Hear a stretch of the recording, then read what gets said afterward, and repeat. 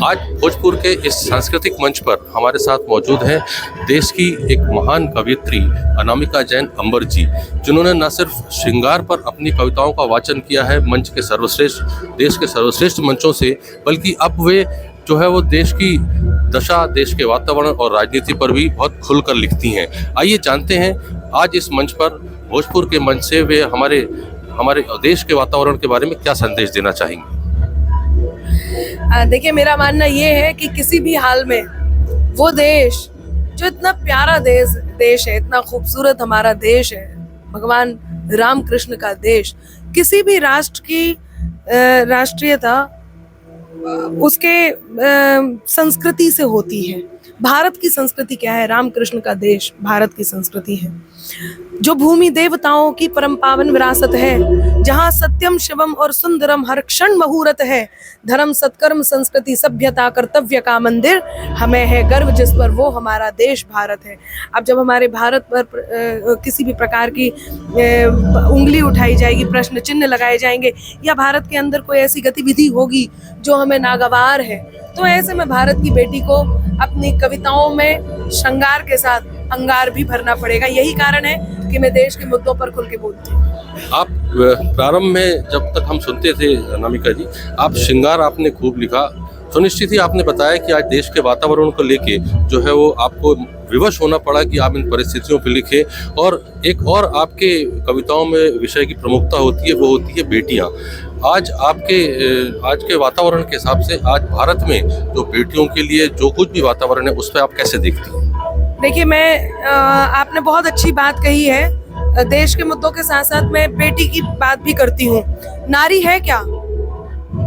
सृष्टि के निर्माण में जो साझेदारी कर सकती है, शिव शक्ति को शक्ति, शिव को शिवकारी कर सकती है, तो पुरुषों जैसा बनने में यूं निज मौलिकता क्यों खोना? कोई नहीं कर सकता है जो वो नारी कर सकती है। यदि बेटी की कहीं दशा इस प्रकार की है कि जिसके कारण हमारी आत्माएं दहल जाती हैं, तो एक बात कहती हूँ कि खून अंदर कहीं उबलता है, बांस चिड़िया को जब मसलता है, लड़कियों वो चट्टान बन जाओ जिनसे तूफान बच के चलता है। कहीं ना कहीं लड़कियों को भी अपने आप को उतनी मजबूती देनी होगी। और मैं तो कहती हूँ कि एक कार्य और किया जाना चाहिए।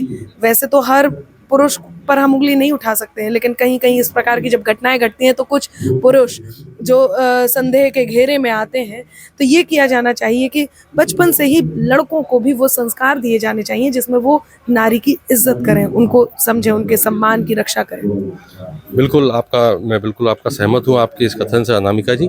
बीच में हमने आपके कुछ वायरल रील्स भी हमने देखी थी, क्योंकि बहुत सुलभ है देखना, इतना सारी पॉपुलैरिटी है आपकी। देश का जो आज राजनीतिक वातावरण है, इसमें हमारा धर्म, हमारा सनातन, उसका सामंजस्य जो आज के परिदृश्य में है, आपने उसको जो है अपने भावनाओं को व्यक्त करते हुए वो रील्स बनाई थी। तो आज के परिदृश्य को राजनीति और धर्म से जोड़ के कैसे देखती हैं आप? देखिए, नीति नियम और नैतिकता का मर्म सियासत में होता, राम सरीखा राजा हो तो धर्म सियासत में होता। हमारे हाथ में है कि हमें किसको चुन करके उस स्थान पर पहुंचाना है जहां से पूरा देश संचालित होता है। तो ये हमें चुनना है, जिसके हाथ में सनातन है हमें उसको चुनना है, और यही मैंने अपनी कविताओं में किया है। बहुत बेबाक बात कही आपने अनामिका जी। और सुनिश्चित ही देश में आज जो स्थितियां हैं उसको देखते हुए हमें हमारी बेटियों के लिए, हमारे समाज के लिए और हमारे धर्म के लिए बहुत कुछ अपनी कविताओं के माध्यम से भाव व्यक्त करने होते हैं। कैमरामैन अमित के साथ सत्येंद्र पांडे, स्वदेश न्यूज, भोजपुर।